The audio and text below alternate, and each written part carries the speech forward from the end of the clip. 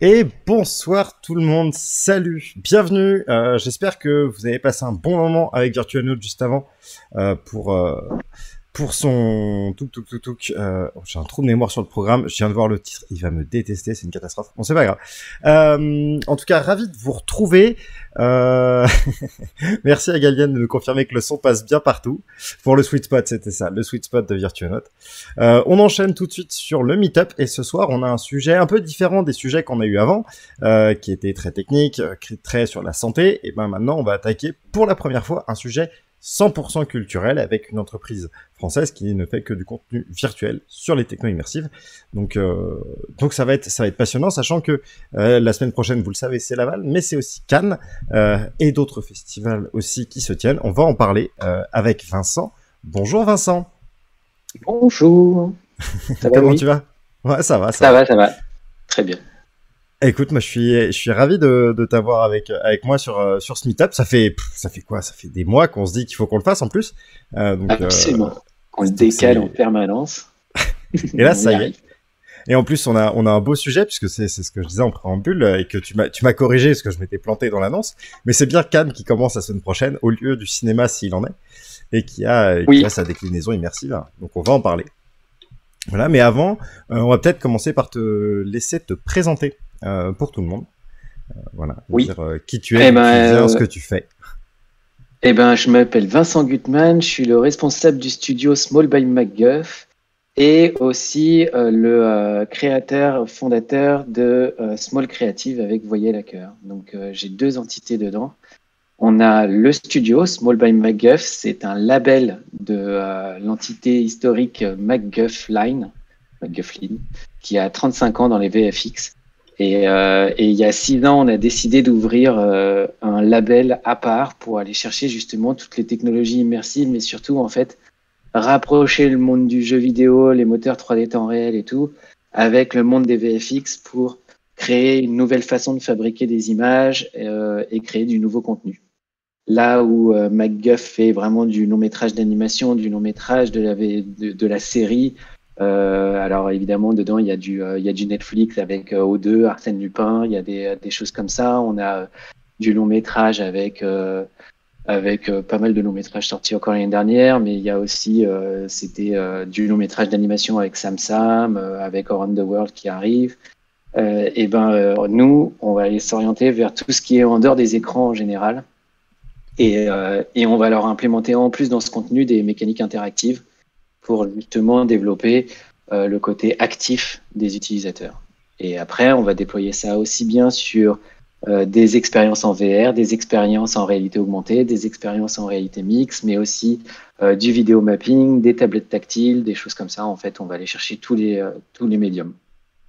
Ok, bon, c'est super cool. Et alors du coup, pourquoi ce choix sur un studio historique d'effets spéciaux d'aller vers ce domaine des techno immersifs? Parce que par exemple, on en connaît d'autres. Hein, ILM, ils s'y sont mis vraiment que le petit doigt et très récemment pour le coup.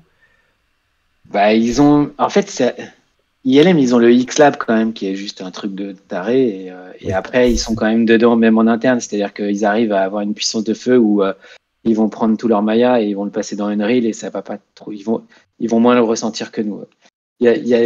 Dans les studios VFX français, il y avait deux solutions. Soit on allait ouvrir à l'étranger et aller au Canada et se déployer un peu dans d'autres régions du monde. On l'a fait, on a ouvert en Belgique déjà.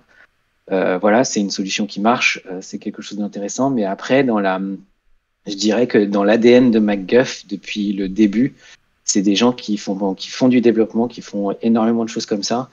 Et ils avaient créé eux-mêmes leur soft, ils ont créé eux-mêmes leur moteur de rendu 3D. Il faut savoir quand même qu'ils sont à l'origine donc de Moi Moche et Méchant et des Mignons et des choses comme ça. Et même MacGuff Illumination maintenant utilise encore, alors même s'ils ont implémenté une tonne de features en plus et qu'ils l'ont fait évoluer, mais ils utilisent encore le même moteur 3D que l'époque, que le moteur qu'a développé MacGuff. Donc ça a toujours été un truc. Là, en ce moment, MacGuff s'oriente à fond vers tout ce qui est intelligence artificielle pour de la post-production. Et donc, ils font de la recherche comme ça. Donc, ils ont toujours eu envie d'aller dans les nouvelles technologies, d'aller chercher ce qu'il y avait de nouveau plutôt que de grossir et de créer une multitude on va dire, de studios différents. Donc voilà, ils avaient envie de faire ça, et puis c'était aussi une façon d'aller chercher un nouveau marché. Et puis c'est vraiment, nous on va chercher dans ce nouveau marché aussi des nouvelles façons de fabriquer les longs métrages d'animation qui arriveront, ou les longs métrages comme ce qu'on fait pour Netflix ou des choses comme ça. Maintenant, il y a des synergies qui se passent entre Small et MacGuff pour qu'au sein d'un même long métrage, on puisse fabriquer une partie en VFX classique et une partie en VFX avec du temps réel sur le tournage. Donc, en gros, ce que tu me dis, c'est que Small a deux rôles, entre guillemets, par rapport à MacGuff. Le premier, c'est de faire la production en technologie immersive de contenu culturel. Et le deuxième, c'est aussi d'être un espèce de labo de R&D pour justement extraire toute cette compétence qu'on développe spécifiquement pour ces nouveaux médias, et comment est-ce qu'on l'utilise de manière complètement linéaire dans des productions plus classiques type Netflix ou autre. Exactement, c'est ça. On a un peu ce côté label R&D où on va aller chercher les nouvelles façons de fabriquer, les nouvelles technologies, et on va les tester. Alors évidemment, nous on les teste plutôt dans du culturel, dans du narratif et tout, et pas dans du long métrage. Mais derrière, MacGuff vient chercher ce que nous on sait fabriquer, et on commence à faire des synergies. Et le transfert, ok. Et du coup, je me posais une question. Est-ce qu'ils viennent chercher aussi des nouvelles manières d'écrire, puisque tu le sais mieux que personne, mais on écrit différemment un scénario pour de la réalité virtuelle ou de la réalité augmentée que pour un long métrage sur une image cadrée.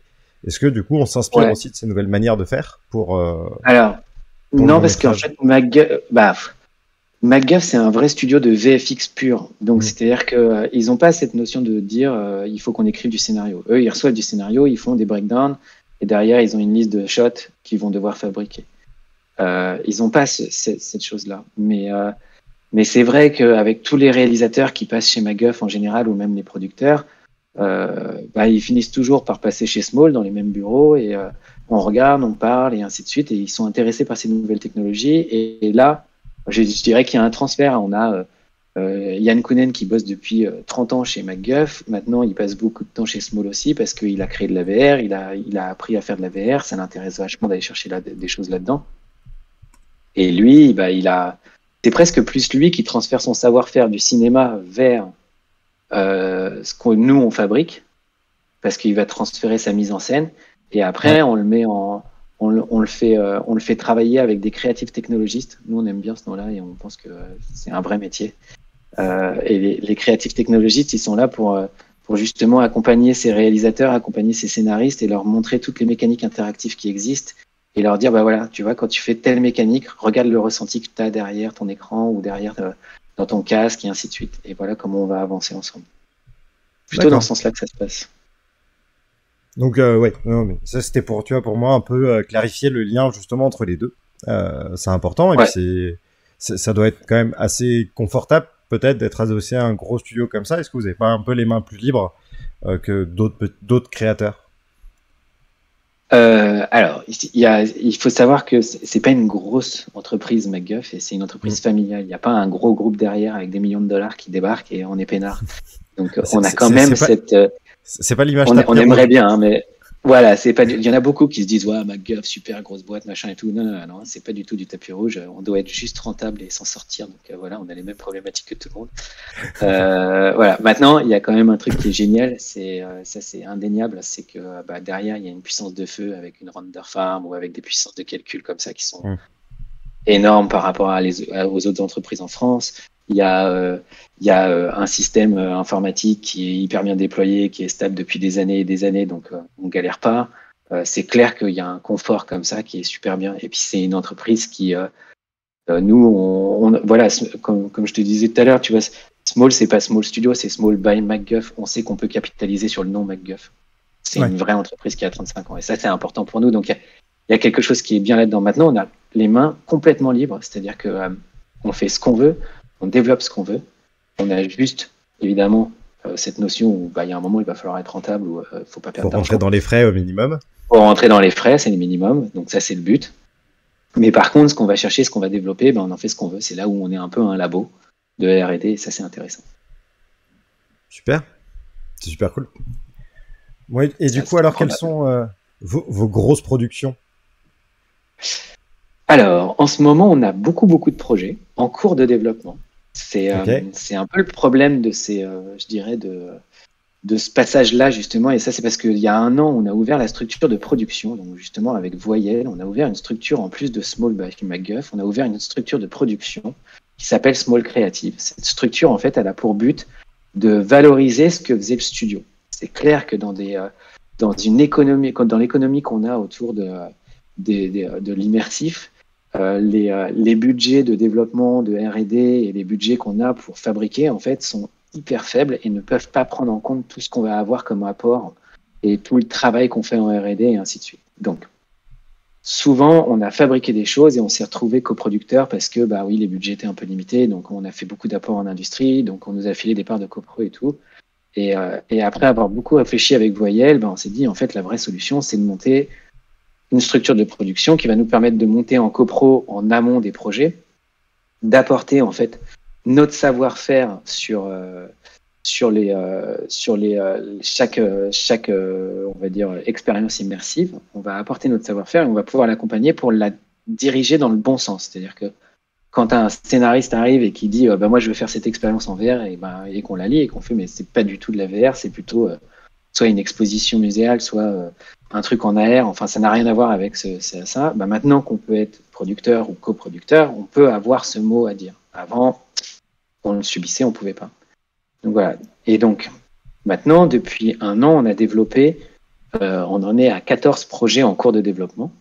Et ces projets, ils sont vraiment multiples, c'est-à-dire que c'est aussi bien une application en réalité augmentée que des expériences en VR différentes, on prépare une exposition muséale qui est en cours de signature.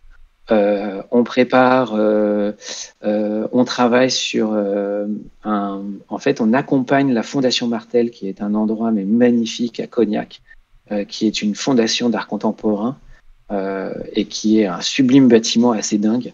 Voilà, et dedans, eux, ils veulent faire un espace de 700 mètres carrés mixant les technologies immersives.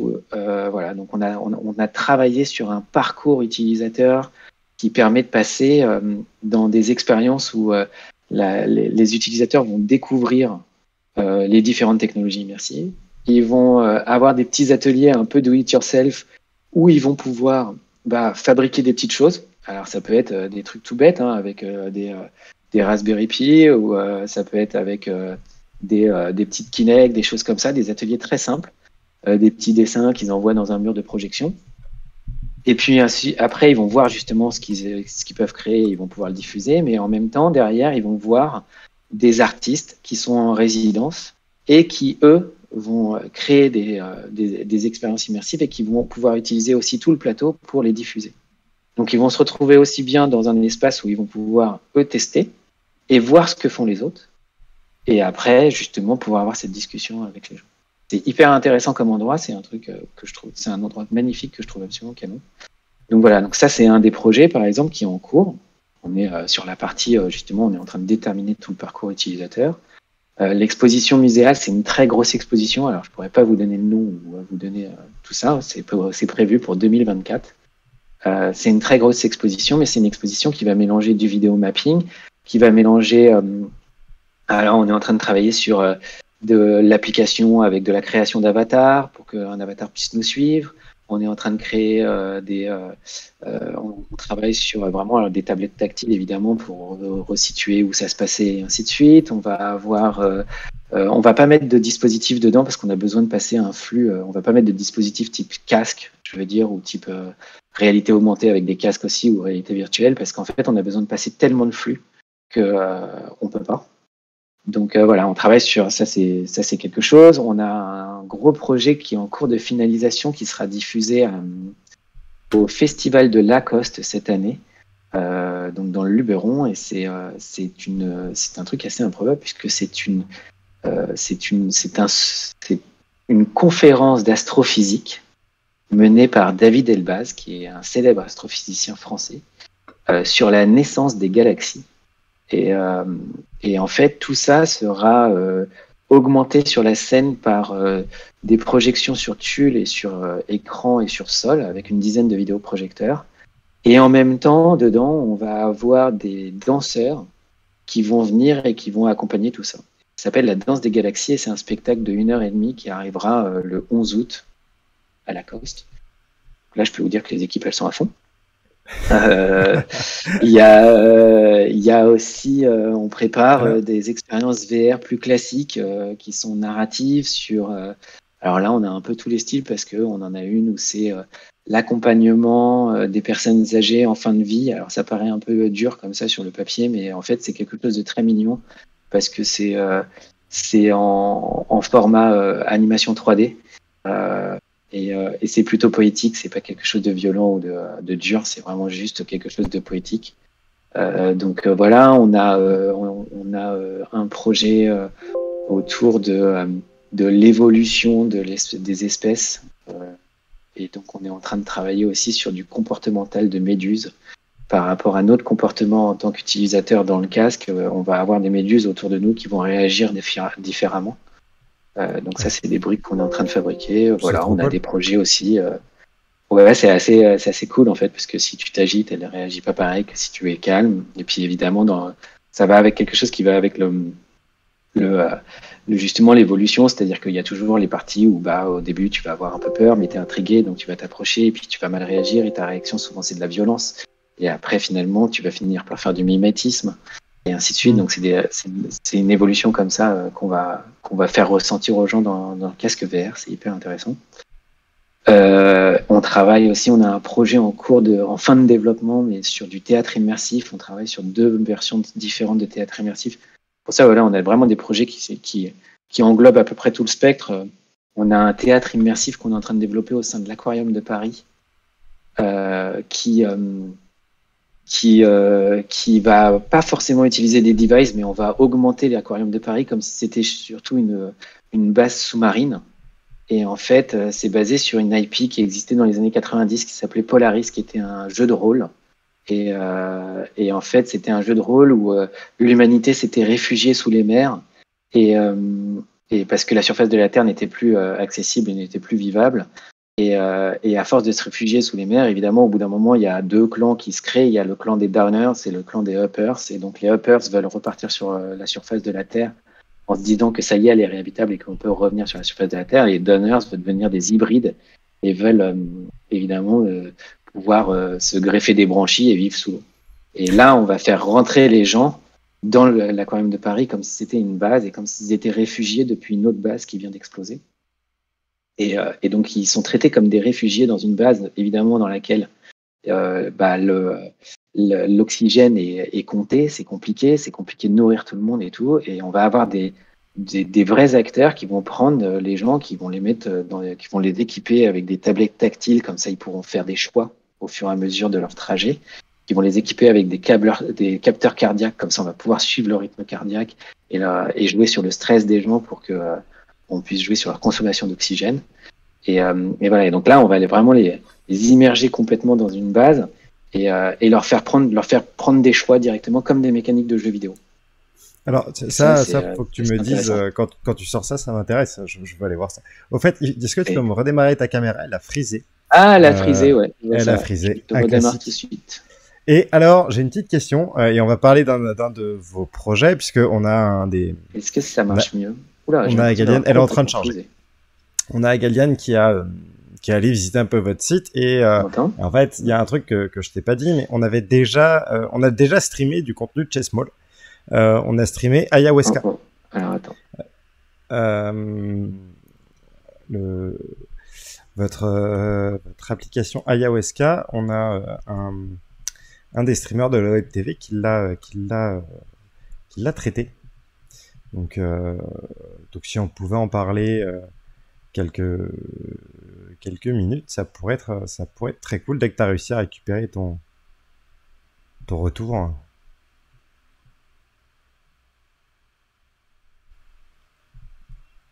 Hop. Tu es toujours avec moi, Vincent?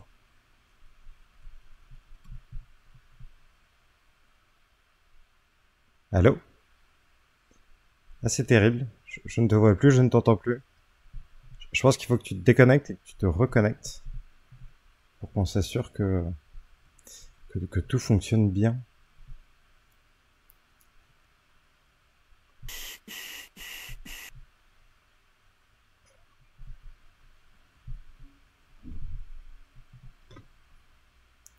Et... Mais non, on récupère ISO. T'en fais pas, Galian. Vincent, est-ce que tu m'entends? Est-ce que tu es de retour avec moi? Et dire que, tu vois, on en parlait pour les personnes dans le live, hein. On en parlait avec Vincent juste avant du fameux problème technique sur les lives qui pour eux est une gageure, un risque permanent, parce qu'ils font que du live. Enfin, pas que, mais ils font beaucoup de présentations live, etc. Euh, c'est voilà, l'écueil technique, c'est un vrai souci. Mais c'est pas grave, on va attendre tranquillement que Vincent se reconnecte, mais il doit pas être bien loin parce que je vois son avatar, c'est juste que je ne l'entends pas. Donc vous l'entendez pas non plus. Jusque-là tout est logique. Voilà, c'est un petit lag de connexion peut-être. Je vois qu'il tente de se connecter et de se reconnecter. Mais oui, on va le récupérer dans 7 à 8 ans. Mais non, on va le garder tout court. Qui est-ce qui va faire la boutique avec Rames si on appuie? Ce sera terrible. Ouais, pour vous faire découvrir les, les... Ah, j'ai lu un truc sur mon téléphone en même temps. Forcément, bah, du coup, j'ai perdu le fil de ce que je racontais. Ce que... Bon, c'est pas très grave. Pépite. Le moment où je me paume, ouais. Vincent, est-ce que tu m'entends ce coup-ci? Est-ce que tu es avec moi? Le temps que tu reviennes, je vais passer le trailer d'Ayahuasca pour ceux qui ne connaissent pas. Et comme ça, on pourra en parler. On pourra en parler juste après. Je vais vous mettre un peu de son. Ça va être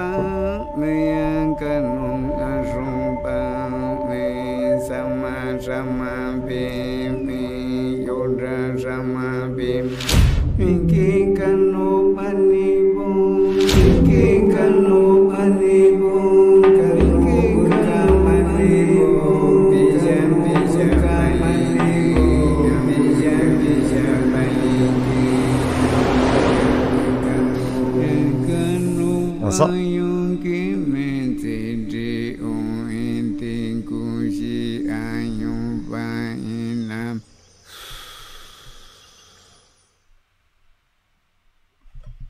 Ah, j'avais espéré qu'il ait réglé son petit souci. Il faut que tu checkes ton micro, puisque je t'ai pas à l'audio. Ce qu'on va faire pour tout le monde, c'est je vais mettre le live quelques secondes en pause pour aller récupérer Vincent. Je vous mets un peu de musique en attendant. Je vais mettre ça 2-3 minutes sur les Médus, s'il te plaît, pendant que l'invité est absent. En vrai, Iso va être super intéressé, les archives de Médus. Ben, on va lui reposer la question. Je vais le récupérer et on lui pose la question. Je vais vous mettre, voilà, je pense qu'il y en a pour 3-4 minutes, truc comme ça, le temps que je récupère Vincent. Et je reviens. À tout de suite.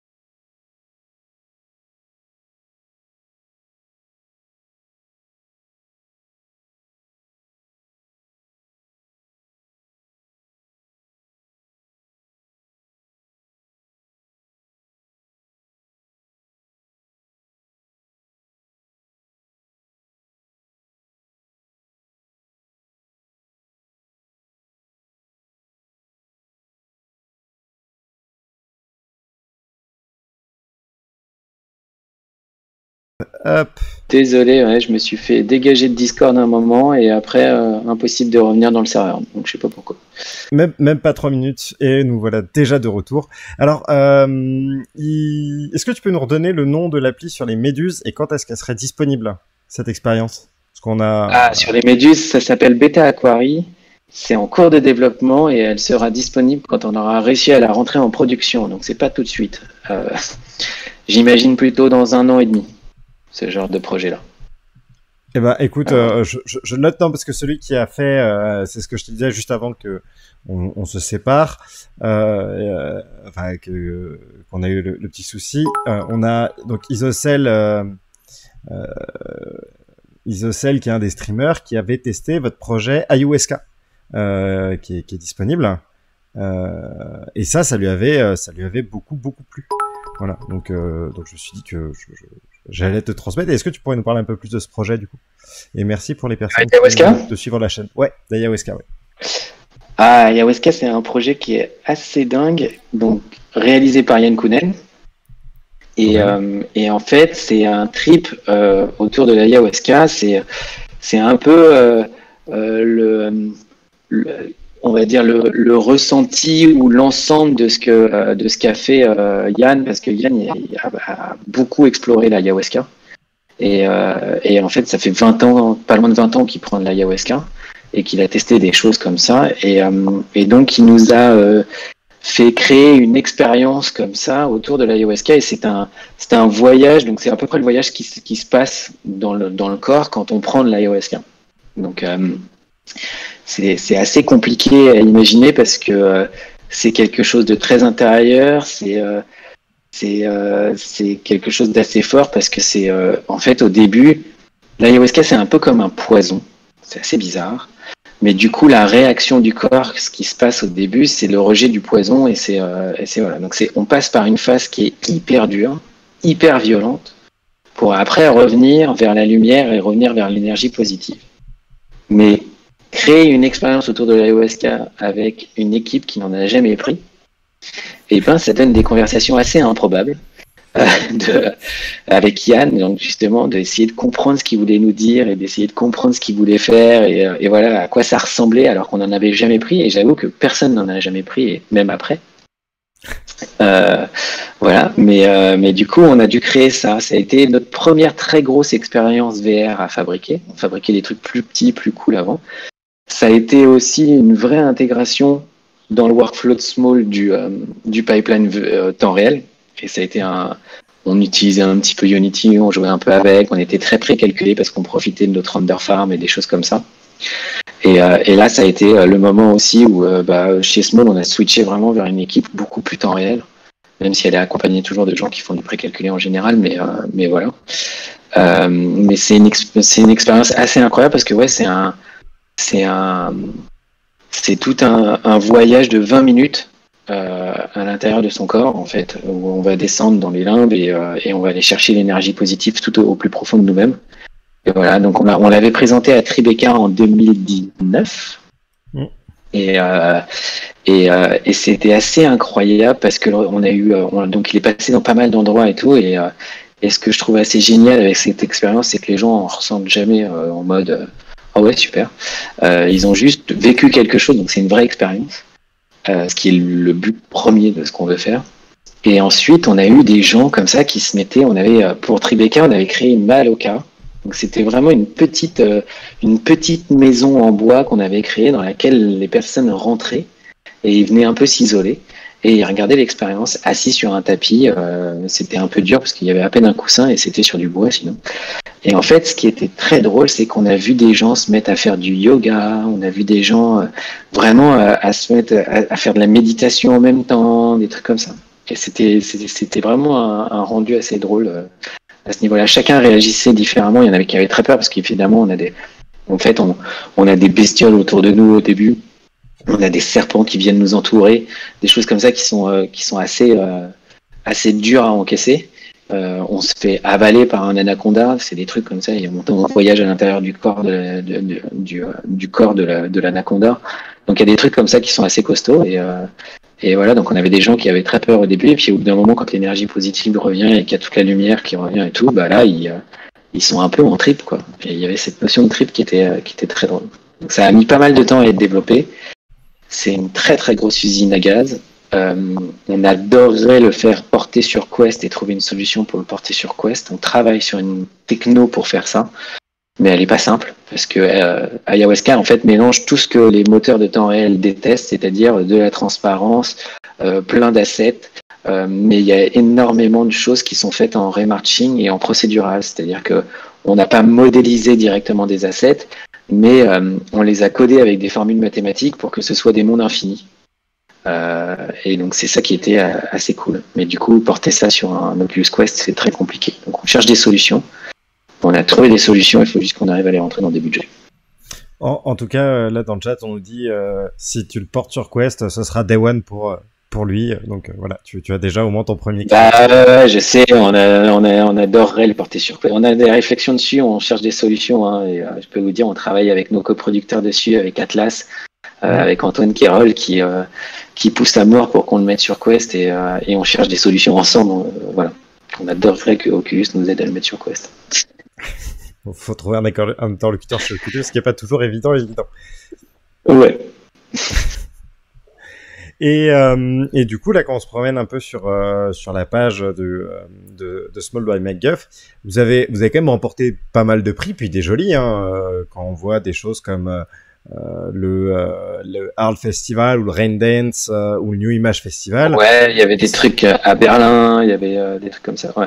Là, moi, j'ai que les 6 qui sont en page d'accueil, hein, mais voilà. Et c'est quelles expériences qui ont embarqué ces prix? En fait, je dirais que pas mal en ont remporté. Alors, Ayahuasca en a remporté, Seven Lives a remporté aussi d'autres prix. C'était aussi Yann Kounen, Seven Lives, sauf que c'était produit par Red Corner cette fois. Et voilà, on avait fait à l'époque aussi 4 tableaux de la collection Arte Trip. On avait fait le Manet, le Douanier Rousseau, les Ménines et les Noces de Cana. Et les Noces de Cana, le Manet et le Douanier Rousseau, tous ont gagné un prix, quelque part, dans des festivals différents. On a reçu un prix pour MOA l'année dernière à New Image Festival pour une application en AR en fait, qui était développée avec Alain Damasio autour des furtifs et de la sortie de son livre. C'était un truc assez intéressant. On a eu cette année le prix du meilleur pitch pour un des projets qu'on essaye de développer qui s'appelle Lumière, qui est c'est un projet assez intéressant parce que c'est du free roaming, backpack, multi-utilisateur, et c'est toute une déambulation sur 7 chapitres différents autour de l'histoire de la lumière. Et c'est fait avec une auteure-réalisatrice qui a écrit un livre, qui a fait un doc autour de ça et qui a une connaissance autour de la lumière et de l'histoire de la lumière qui est assez folle. Et ce qui est drôle, c'est que la troisième, justement, le troisième volet, la partie VR, va vachement plus être sur faire l'expérience de ce que c'est que la lumière à ces époques-là. Donc, qu'est-ce que c'est que de se retrouver au milieu de la forêt avec juste une chandelle à bougie?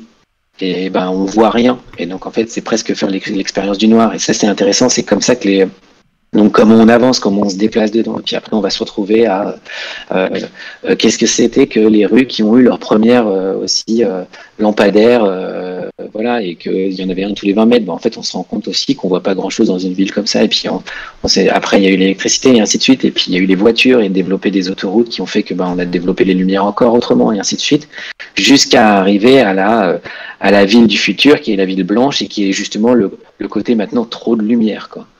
Donc voilà, donc ça c'est une déambulation multijoueur en fait qu'on fait, qui est un peu muséale dans le genre, puisque c'est un peu, sauf que c'est interactif et voilà, mais chaque personne va partir, on envoie une personne à peu près toutes les 3 minutes avec un backpack, et les personnes font toute l'exposition au rythme qu'elles veulent. Elles restent dans les tableaux comme elles veulent. Alors évidemment, on a des petites mécaniques qui font qu'on arrive à les pousser dehors un peu, parce que sinon il faut pas qu'elles dorment là.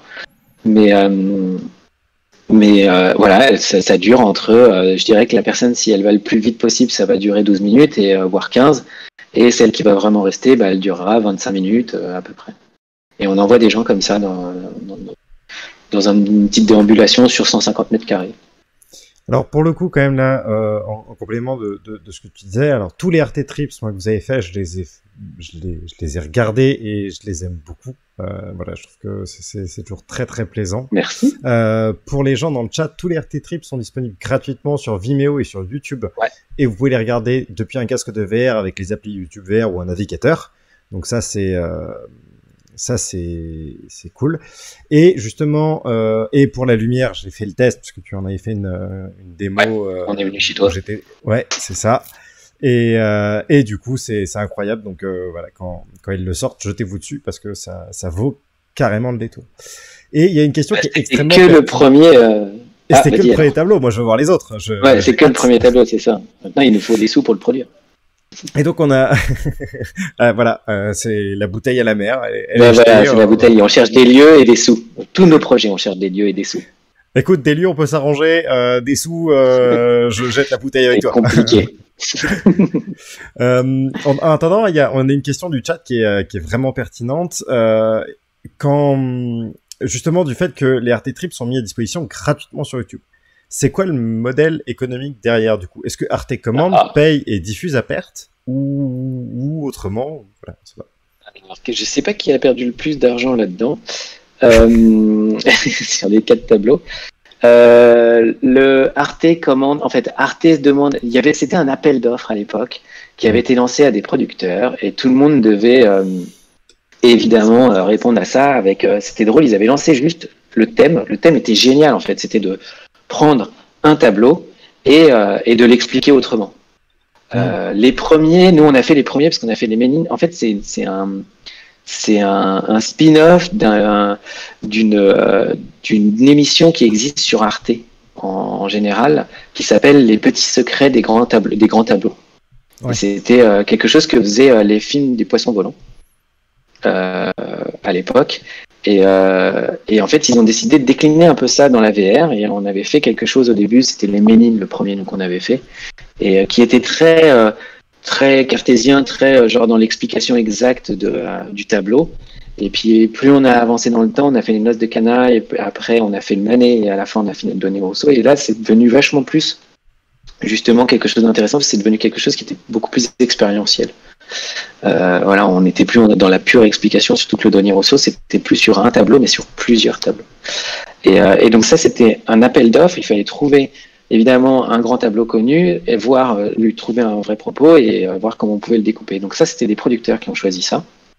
Et au final, c'était une commande d'Arte. Donc Arte avait un budget. Et effectivement, Arte diffuse gratuitement parce que c'est aussi du service public, Arte. Donc ils sont pas obligés comme France Télé de diffuser gratuitement, mais ils ont quand même une certaine obligation de diffuser.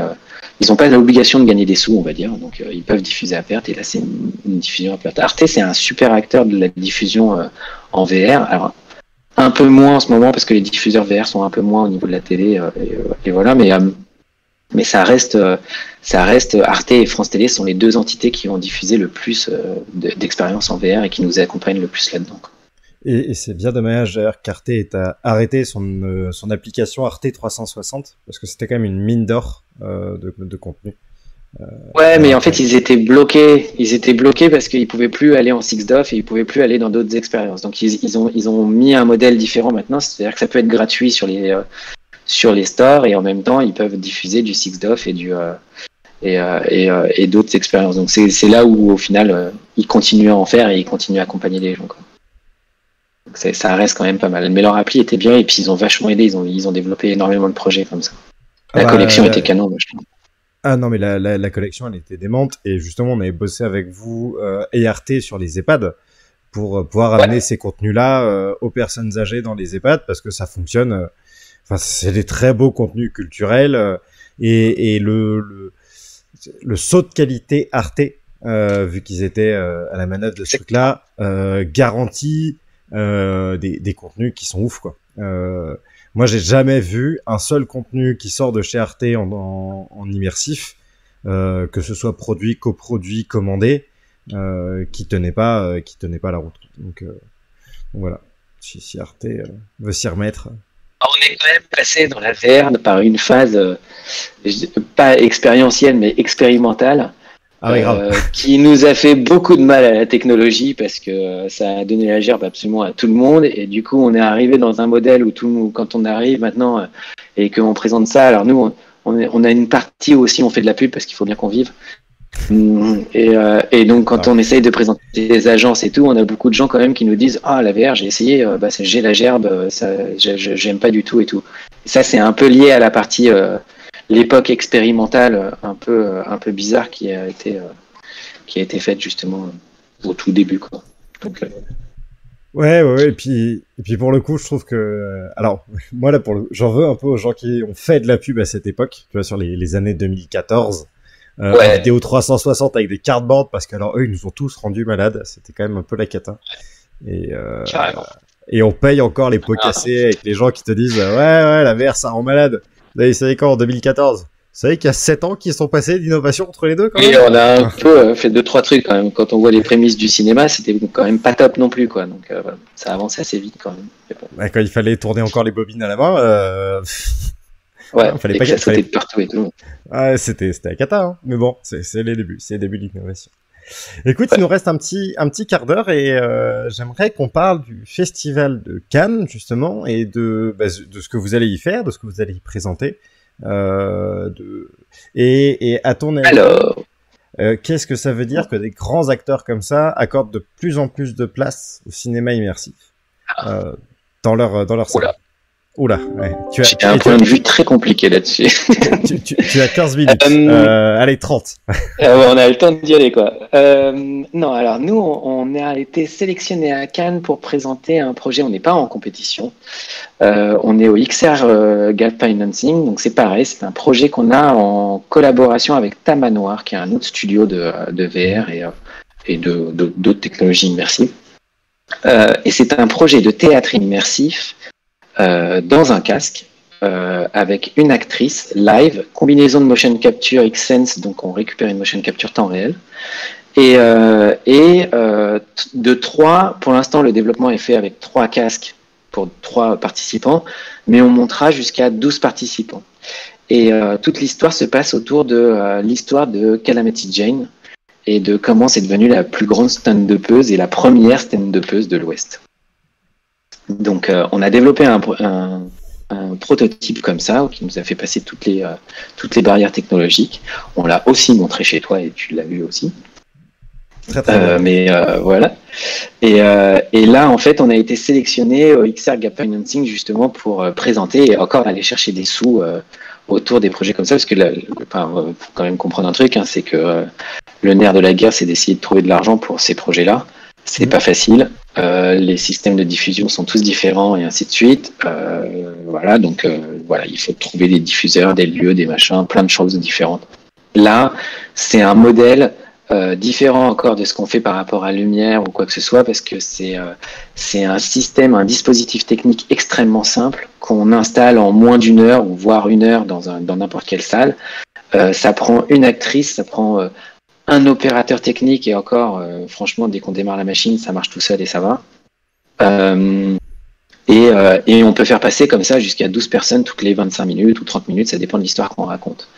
Donc c'est un dispositif qui est assez intéressant parce qu'il pourrait presque marcher pour de l'événementiel, il pourrait presque marcher... on n'est pas en fait en train d'installer un dispositif comme dans Lumière, par exemple, où Lumière, il nous faut 150 mètres carrés, il faut que on installe des capteurs partout parce qu'on fait du free roaming, on a des backpacks, donc il faut des médiateurs et ainsi de suite. C'est encore... Voilà, nous, on explore tous ces dispositifs différents, en fait. Donc on a un projet comme ça qui est au XR Gap Financing cette année à Cannes. Voilà. Après, on va faire donc un pitch dessus. Ce pitch se fait à distance parce que cette année encore les pitchs se font online. Il y a effectivement du Cannes comme festival en présentiel. Il va être cette année très orienté quand même cinéma, même si c'est normal d'ailleurs, mais il va être un peu moins présent sur la XR. Parce que il y a quand même des vrais problèmes sanitaires dedans et de jauge et ainsi de suite, donc ça devrait pas être un super grand festival autour de la XR, mais voilà, c'est vrai qu'il y a des grands festivals comme ça. Il y a Cannes, il y a Venise, il y a Sundance, il y a Tribeca qui accordent une part justement sur ces technologies immersives. C'est bien, ça permet de se développer, ça donne de la visibilité. C'est un côté vachement bien pour ça. Après, moi, j'ai toujours ce problème-là là-dedans, c'est que j'arrive pas à me raccorder au monde du cinéma quand on fabrique des expériences comme ça, et j'arrive pas à me dire que c'est hyper bien d'être raccordé au monde du cinéma, parce que il y a plein de gens à un moment qui ont dit ouais, la VR c'est le futur du cinéma. Et j'ai envie de dire, mais pas du tout, en fait, pas du tout. Le futur du cinéma, c'est juste un autre médium, c'est juste une autre façon de montrer des images et une autre façon de raconter des histoires. C'est aussi proche du cinéma qu'on est proche du théâtre, qu'on est proche du jeu vidéo, quoi. Et donc, c'est un nouveau médium. Voilà. Donc, c'est là où je trouve ça assez bizarre, c'est que c'est cool, ça nous donne une super visibilité, ça nous permet d'exister, ça nous permet de nous montrer, de montrer des choses à du public ou de montrer des choses à d'autres professionnels. Mais en même temps, on se retrouve dans un truc où on est un peu la cinquième roue du carrosse, parce qu'on est les petits un peu considérés comme les courts-métrages sur le côté, là où il y a les grands tapis rouges qui s'ouvrent et tout. Donc je trouve ça cool, et en même temps, voilà, le côté négatif, c'est ça. Moi, j'adore comme festival New Image Festival à Paris, parce que c'est un festival qui nous est dédié, qui va chercher plein de technologies immersives différentes et qui va chercher plein de choses différentes comme ça, et qui nous rattache pas à un autre monde. Voilà, il s'intéresse à notre monde. Donc ça, par exemple, je trouve ça intéressant. J'aimerais bien qu'il y ait encore plus de festivals comme ça, qu'on puisse aller chercher encore plus de lieux, d'endroits, parce qu'en fait, ça permet de les développer, ça permet de nous montrer au grand public. New Image Festival, il y a eu vraiment du public dessus. C'est ça qui est aussi important dans les festivals. Après, il y a Annecy, dans le genre Annecy, on est rattaché à l'animation. Le festival est super cool, ils montrent vachement bien la XR, ils le mettent vachement bien en avant aussi. Voilà, donc c'est bien tous ces gros festivals, mais il faut quand même faire attention à ce qu'on ne soit pas à chaque fois la cinquième roue du carrosse. Ouais, c'est ça, pas être juste là pour faire joli et dire on s'intéresse aux nouvelles techno et...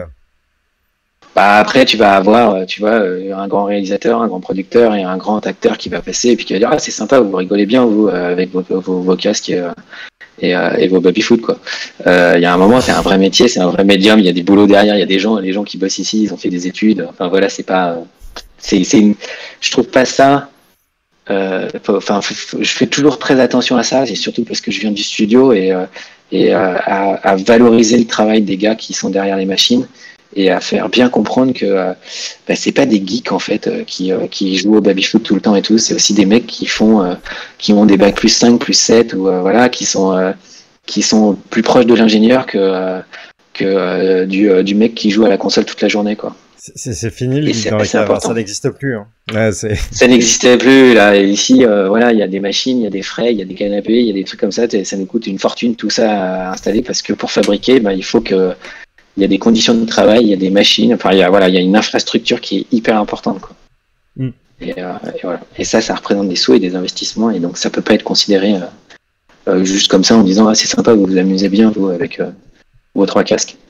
Après, si je peux te rassurer, c'est vrai pour tous les mecs qui bossent sur un PC, hein. Voilà, moi à un moment je faisais des dessins industriels dans ma vie. Et j'avais des chefs qui me disaient non mais tu fais clic-clic et ça fonctionne. Je fais ouais, alors clic-clic ça te fait 10 heures, mais oui, c'est clic-clic si tu veux, quoi. C'est ouais. Et ouais, ça m'a toujours fait marrer. À partir du moment où tu sais utiliser un ordinateur, que ça soit du Excel ou n'importe quoi, on le considère comme un geek. En fait, je trouve ça très péjoratif dans la façon comme considération, plutôt que de dire que c'est quelqu'un qui sait utiliser un ordinateur, parce que voilà, c'est assez important, et c'est une façon de valoriser. C'est aussi pour ça qu'on a ouvert Small Creative, c'est pour revaloriser ça. Et on a fait une dernière initiative quand même aussi où ça vaut le coup d'en parler, c'est que on a fait un regroupement des studios immersifs français. J'allais te poser la question. Voilà. Et ouais, c'est un truc qui me tient bien à cœur quand même, ça. Parce que je trouve ça hyper important, et je viens des VFX, ça fait 25 ans que je fais de la post-prod, et je viens des gros studios de l'époque, de Durand, Dubois, de Ex Machina, de Buff, de ces gros studios. Je viens de cette époque-là, moi, et j'ai vu ce qui s'était passé à l'époque quand on s'est tous tirés dans les pattes et on a baissé notre vie pour récupérer des films en entier, et on s'est foutu dans la merde pour récupérer ces films, et plutôt que de travailler ensemble. Et alors que les Anglais, ce qu'ils ont fait, c'est qu'ils ont appris à travailler ensemble. Et bizarrement, c'est eux qui font tous les blockbusters au Canada, aux États-Unis, à Singapour, à Londres et tout. Et c'est pas les Français qui avaient un savoir-faire de dingue, qui avaient les meilleurs on a des graphistes et des écoles de dingue. Voilà, et en fait, c'est pas les Français qui ont réussi, c'est les Anglais qui nous ont bien eu là-dessus parce qu'ils ont réussi à bien se partager le boulot. Et donc nous, on a décidé il y a 1 an maintenant, un peu plus d'1 an même. On a été voir quelques studios, on a été voir Novelab, on a été voir Backlight, on a été voir Inner Space, on a été voir Emissive, on a été voir Albion. Et à 6 comme ça, et ben, on a dit non mais ça vaudrait le coup, on ouvre des canaux et on commence à se parler. Et venez, on se parle tous les 15 jours ensemble. Et on a créé comme ça un label pour l'instant qui s'appelle French Immersive Studio et qui nous permet de mettre en valeur en fait la plateforme de fabrication française. Parce que il faut savoir que énormément d'œuvres VR qui vont dans les festivals dans le monde entier sont fabriquées en France et remportent des prix. Donc on a un sacré palmarès comme ça. Et elle est jamais mise en avant en fait cette plateforme. Et avec des grosses prods aussi, toutes les grosses prods Oculus vraiment quali. Ouais. C'est des Français. Hein. Ouais. Les Riot, les Oculus, les trucs comme ça et tout, ça vient, ouais, c'est vachement fabriqué en France. Et donc c'était dommage parce qu'on voit souvent les producteurs mis en avant comme ça, mais on voit très peu les studios. Or, il y avait un plan qui était hyper important, c'était donc de revaloriser ces studios et de montrer qu'elles existent, parce qu'en termes d'investissement, c'est les studios qui font le plus d'investissement, hein, c'est pas les producteurs. Les producteurs, ils ont 2 MacBook Air et ça leur suffit. Nous, on a des serveurs et des renders et on a plein de machines et ça coûte un bras. Voilà, il y a ça. Et après, il y a aussi qu'il y a une plateforme de fabrication française du coup qui est hyper compétente, hyper forte. Si on apprend à travailler ensemble, eh ben c'est encore mieux et on va pouvoir se partager des projets parce que Emissive ou Backlight sont bien meilleurs en free roaming que nous, donc il n'y a aucune raison qu'on aille chercher des briques qu'ils ont déjà développées et qu'on se dise ah bah tiens on les redéveloppe from scratch. Non, on va se rapprocher d'Emissive et de Backlight et puis on va dire tiens tu vois sur Lumière, moi ça m'intéresse de trouver un truc pour que Emissive ou Backlight puisse nous apporter son savoir-faire et ainsi de suite. Et on va le faire comme ça en collaboration et du coup ça rentrera mieux dans les coûts et ça sera beaucoup plus intelligent. Donc, on a développé comme ça le French Immersive Learning, le French Immersive Studio. Et l'idée, c'est aussi cette plateforme française. En ce moment, on profite d'un crédit d'impôt à l'international qui est hyper fort, qui est hyper compétitif par rapport au Canada ou par rapport à la Belgique ou les autres pays, puisqu'on a 30% à partir de 250 000 euros dépensés en France et on a 40% à partir de 1,2 million d'euros dépensés en France. Donc, ça marche très bien pour les VFX. Et l'idée, c'est aussi que tout ce qui est immersive puisse rentrer dans ce crédit d'impôt et que les grosses IP à l'américaine ou les gros blockbusters américains puissent venir chercher aussi des studios français. Donc voilà, on s'est rassemblés pour aussi communiquer à fond autour de ça. Écoute, c'est pas moi qui te jetterai la pierre sur des gens qui se rassemblent pour se parler et faire des trucs ensemble. Oui, tu vois, effectivement. Moi, je suis plutôt Team France, on y va, on se parle et on fait des trucs. Donc non, c'est super cool. Et pendant que tu parlais, j'ai passé le site de French Immersive Studio en arrière-plan là. Il y a un paquet de prod pour ceux qui nous regardent qui sont disponibles sur les stores, qui sont gratuits, qui sont disponibles sur YouTube ou que vous pouvez aller voir dans des LBE. Allez dans des LBE, ils en ont besoin surtout en ce moment avec la crise. Ouais. Et ça a réouvert, donc c'est bon. C'est ça a réouvert et tout est bon quoi. Vraiment tout est bon. S'il y en a un pour vous lancer, moi j'aurais tendance à dire alors si vous voulez faire du LBE, vous allez faire Eclipse. Voilà, ça c'est mortel. Ou si Toyland. Vous voulez faire de quoi? Ou Toyland même, de Backlight aussi. Ah, Toyland, je l'ai jamais vu celui-là. Mais Eclipse, j'ai fait, et c'est canon. Ouais, et après, moi, une de mes expériences un peu chouchou, elle est dans le tas, et c'est Nuts and Blindness, qui est, je pense une des expériences très surprenantes que j'ai pu faire en VR. Et vraiment, il faut aller. LBE, c'est Location Based Entertainment. C'est les salles d'arcade virtuelles où tu fais de la VR. Voilà, c'est une question du chat. Excuse-moi, Vincent. Voilà. Oh, non. Mais ouais, il y a vraiment des trucs canons. Il y a la série Battlescar, il y a du, il y a tout. Inner Space avec quand ils ont fait Fisherman's Tale, des trucs comme ça. Là, ils viennent de ressortir encore un truc. Massmaker qui cartonne. Non, tous, même Emissive qui crée des expériences en free roaming. Vraiment, alors eux, ils sont encore plus dans la culture que nous, puisqu'ils vont dans le musée à la fond et tout. Et ils font des trucs assez dingues, quoi. Ouais. Exactement. Et tout ça, c'est hyper intéressant ce qu'ils fabriquent. Ce qu'on a trouvé vachement bien dans ces 6 studios aussi, qui était intéressant, c'est qu'on est tous complémentaires. C'est vrai qu'on est à peu près sur le même marché, on va dire, mais on a tous des briques que l'autre n'a pas fait, et ainsi de suite. Et ça, c'est hyper intéressant. Donc, oui, c'est pour ça. Et ça facilite la collaboration tout de suite parce qu'on n'a pas l'impression de se marcher sur les pieds. Et de toute façon, moi, voilà, Ouais. je reste un peu persuadé de ça, c'est que on a de la place pour les studios aujourd'hui. Il faut surtout qu'on arrive à se créer ce marché et à la limite, on se battra plus tard. Pour l'instant, on a besoin de faire Exactement. front commun pour pouvoir trouver ouvrir le marché qui est en train de s'ouvrir. Moi, j'ai quand même l'impression en ce moment que le marché s'ouvre de plus en plus et les chiffres de vente d'Oculus, à mon avis, le montrent un petit peu. En tout cas, Ouais, il y a des trucs. Et les expériences commencent à arriver dans les musées, dans les salles de spectacle. Voilà, ça commence. Mais il faut qu'on continue de pousser. Et là, il y a que le front et l'unité qui marcheront. Parce que de toute façon, s'il y en a un qui essaie de passer devant tout le monde et par miracle, il y arrive, quand il va avoir 25 commandes, il pourra en honorer aucune.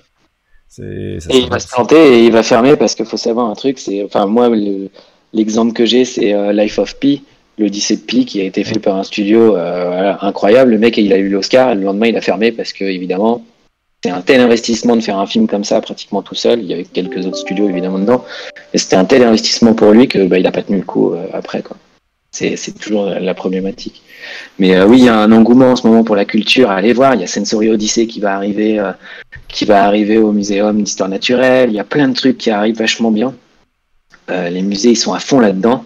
Et donc ça vaut vraiment le coup, quoi. On est assez content. Il y a un vrai engouement de la culture autour de ça. Et c'est aussi, ça fait partie d'un des mots d'ordre du gouvernement, apparemment, de développer. Alors après, la notion de immersif, elle est très marketing en ce moment parce qu'on n'a jamais trouvé le nom. Moi, je pense que ce qui est cool, c'est de mélanger toutes les technologies et de mélanger juste pour apporter quelque chose de nouveau. Mais je suis pas pour retirer les tableaux des musées et balancer que des vidéos mapping, quoi. Il faut que ça soit mixé avec tout ça et que ça soit intéressant. Donc c'est là où c'est bien. Pour l'instant, on utilise l'immersif parce que c'est à peu près le seul mot qu'on a, mais en fait, on va finir par le trouver, ce mot. C'est aussi un des trucs. Je suis sûr que le jour où on trouvera le bon mot, on aura un marketing beaucoup plus intéressant et des commandes beaucoup plus intéressantes. C'est ça. Après, moi, je suis 100% raccord. C'est toutes les expériences aujourd'hui, et par exemple, le programme Vive Arts va là-dedans aussi. Ouais. Il faut que ça soit des compléments, et si on regarde tout ce qui avait été fait avec les RT Trips, ça donnait juste envie d'aller voir les tableaux en vrai, en fait. Moi, par exemple, pour le coup, je suis allé un peu exprès pour ça, voir des Gauguin, parce que mon RT Trips préféré, c'est celui sur Gauguin. Et donc, du coup, après, je suis allé à Orsay et je me suis jeté sur les Gauguin à Orsay parce que j'avais vu tous les tableaux, en fait, en RT Trips. Et juste, on a envie de les voir en vrai, et de retrouver ces sensations et de les découvrir. Et voilà, et ça c'est complètement dément, et c'est une opportunité aussi pour je pense et ça c'était le projet pour moi avec les EHPAD, mais qui est valable pour les écoles, qui est valable pour tout, c'est ramener la culture dans des endroits où elle y est pas forcément, et la rendre accessible à tout le monde et la faire voyager. C'est ça, et la présenter différemment, parce que le musée peut aussi avoir un côté très élitiste. Voilà, des personnes ne vont pas au musée parce qu'elles se disent que c'est pas pour eux, alors que pas du tout. Et présenter la culture différemment, comme présenter le savoir différemment, ce qu'on peut faire avec la VR, permet, à mon avis, d'intéresser des personnes qui s'y intéressaient pas, ou qui voyaient pas l'intérêt, ou plein de choses, et pour tout un tas de raisons, toutes bonnes ou toutes mauvaises en fonction de qui parle. Mais voilà, on réintéresse les gens, et on peut vivre des expériences absolument dingues, et ça c'est absolument génial. Ouais, je suis d'accord. Et on n'a pas fini de créer des trucs, je peux vous dire. C'est assez illimité. Maintenant qu'on a compris qu'on pouvait balancer des images en dehors de n'importe quel cadre, je peux vous dire, c'est pas fini. Mais ben, écoute, on attend le prochain trip de drogue sans drogue. Voilà, ça va être. Il a des réflexions en ce moment. Il travaille sur un sujet qui est assez intéressant, qui serait presque la suite d'Ayahuasca. Il est assez cool, ce nouveau série. Ouais, ça va le faire. Eh ben, c'est top. Écoute, on arrive au bout de l'heure. Je sais que tu m'avais dit que tu voulais qu'on respecte un peu le timing. Voilà, moi je peux glisser 5 minutes si tu veux qu'on discute encore un peu. Ce sera avec plaisir. Sinon, Avec je te laisse. plaisir, mais alors je vais vous dire que les journées sont pas encore finies et que on est dans une phase de dépôt CNC pour lundi, donc déjà ça. Et en plus La prépa de cam. de prépa. Et prépa de tout ça. Là, alors là, c'est un petit carnage en ce moment. Tout va bien. Mais voilà, nous avons un bon rythme. Et Mais j'étais très content d'être là. Eh ben, c'était un plaisir. C'était une discussion très agréable. J'espère que tu reviendras, en tout cas. Voilà, n'hésite pas. Pas de problème. Quand tu veux venir présenter un projet, un sujet, nous dire que t'es content parce que t'as gagné un nouveau prix et que en France on est les meilleurs. Voilà, ça fait toujours du bien à entendre. Donc voilà, n'hésite pas à revenir discuter. Plateforme française. Carrément. Avec plaisir.